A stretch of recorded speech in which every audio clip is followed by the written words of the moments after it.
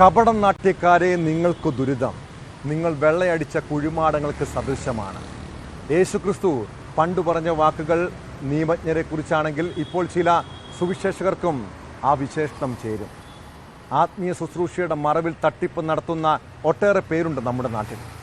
പത്തനംതിട്ടയിൽ ഒരു പാസ്റ്ററുടെ ഭാഷാപര തട്ടിപ്പ് പോലെ കൊല്ലം അഞ്ചലിൽ തട്ടിപ്പ് നടത്തിയത് ഒരു സുവിശേഷകയാണ്.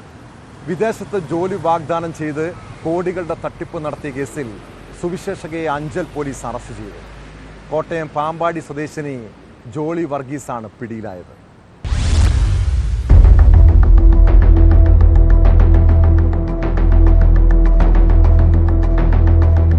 ജോളി വർഗീസ് പത്തനംതിട്ടയിൽ പ്രവർത്തിക്കുന്ന സിലോൺ പെന്തക്കോസ് സഭയിലെ സുവിശേഷകയാണ്. ഈ കേസിൽ ചങ്ങനാശ്ശേരി പായിപ്പാട് സ്വദേശിയും പാസ്റ്ററുമായ തോമസ് രാജനെ അഞ്ചൽ പോലീസ് നേരത്തെ അറസ്റ്റ് ചെയ്തിരുന്നു. ഇയാൾ ഇപ്പോൾ റിമാൻഡിലാണ്.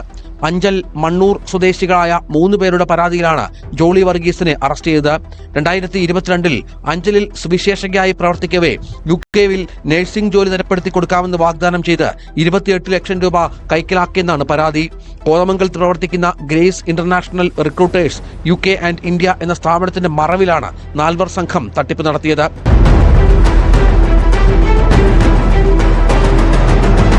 അഞ്ചൽ പോലീസ് പ്രത്യേക സംഘം രൂപീകരിച്ച് നടത്തിയ അന്വേഷണത്തിലാണ് കേസിലെ 1-ാം പ്രതിയായ തോമസ് രാജനെ തിരുവല്ലയ്ക്ക് സമീപം ലോഡ്ജിൽ നിന്നും പിടികൂടിയത്.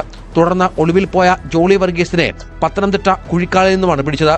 പ്രതികളുടെ മൊബൈൽ ഫോണുകളും ബാങ്ക് അക്കൗണ്ടുകളും പരിശോധിച്ചതിൽ നിന്നും ബർമ ഉൾപ്പെടെയുള്ള സ്ഥലങ്ങളിൽ നിന്നും UK അടക്കമുള്ള വിദേശ രാജ്യങ്ങളിൽ ജോലി തരപ്പെടുത്തി നൽകാമെന്ന് പറഞ്ഞ് കോടികളുടെ തട്ടിപ്പ് നടത്തിയതായി പോലീസ് കണ്ടെത്തി. നഴ്സിംഗ് ജോലിക്ക് മാസം 2 മുതൽ 3 ലക്ഷം രൂപ വരെ ശമ്പളം വാഗ്ദാനം ചെയ്താണ് പലരിൽ നിന്നും ലക്ഷക്കണക്കിന് രൂപ കൈക്കലാക്കിയത്. കോതമംഗലം, മുണ്ടക്കയം, നെടുങ്കണ്ടം, മരുതമംഗലം തുടങ്ങിയ പോലീസ് സ്റ്റേഷനുകളിൽ പ്രതികൾക്ക് സമാന കേസുകൾ നിലവിലുണ്ട്. കോടതിയിൽ ഹാജരാക്കിയ ജോളി വർഗീസിനെ റിമാൻഡ് ചെയ്തു. കേസിലെ മറ്റ് 2 പ്രതികൾ ഒളിവിലാണ്.